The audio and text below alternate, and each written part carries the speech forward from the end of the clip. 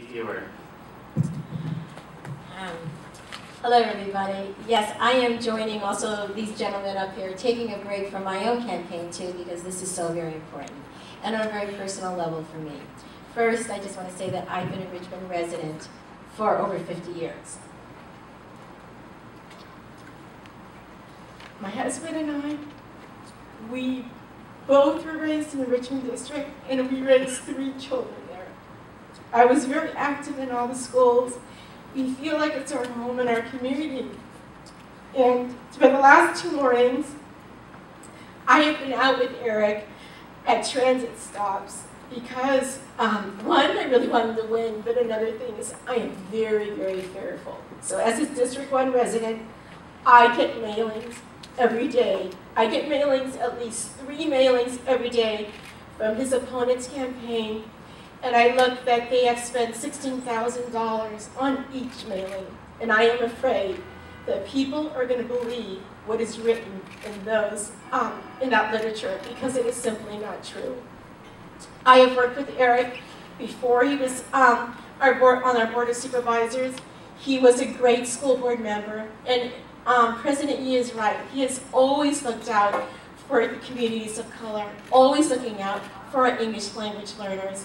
And when I was an advocate and he was a school board member, he authored our resolution to have a parent advisory council to the Board of Education, always wanting to bring the parent perspective to the board.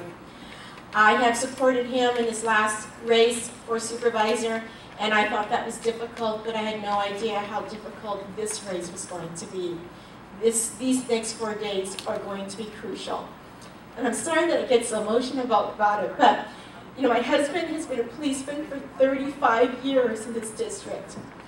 He also is a strong supporter of Eric Marr. There are outside people coming in and telling us that Eric is not the right person for a district. They don't live there. And in fact, they don't know what it's like to raise children there and go to the public schools there. Eric, I feel as though, will, and I know, I shouldn't say feel as though, but I know, because I know him, he will protect our district. He will protect our district from special interest. He will keep our neighborhood friendly. As a senior citizen, soon to be senior citizen, my husband and I are concerned about the same things that the Richmond residents are concerned about. Public safety. We're concerned about opportunities for seniors to engage in the community. We like the small businesses. We have lived there for over 50 years. We want to die there. Not today, but as somebody said to me today. But when I was out campaigning for Eric today, I heard from the neighbors, and they all want the same things too. And I think that these next 4 days are going to be crucial. We need to get out there, we need to support him. We need to show that we will not be bought, and that the things that Eric represents and will protect are the things that we care about in the Richmond District. This is where we choose to raise our children. This is where we choose to die as senior citizens someday. And I want a person that is going to represent our district to have a really good moral compass. And that is what Eric has. So, sorry to get so emotional about my own personal life. But, and I just want to say one thing about our schools, is that Eric sends his children to public schools. And as a commissioner on the San Francisco Board of Education, this weighs very heavily with me. That he actually sends his children to our public schools. He believes in them.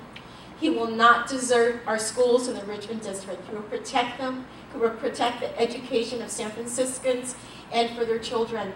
And this is really important for us as a community. So for all of those residents in D1, we have a lot to risk here. And I can't tell you how important it is. Thank you very much.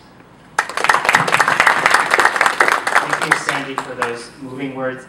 As you can tell, there is a lot at stake, and thank you for the electeds for taking time out of their own campaigns to be here. So we're going to move on with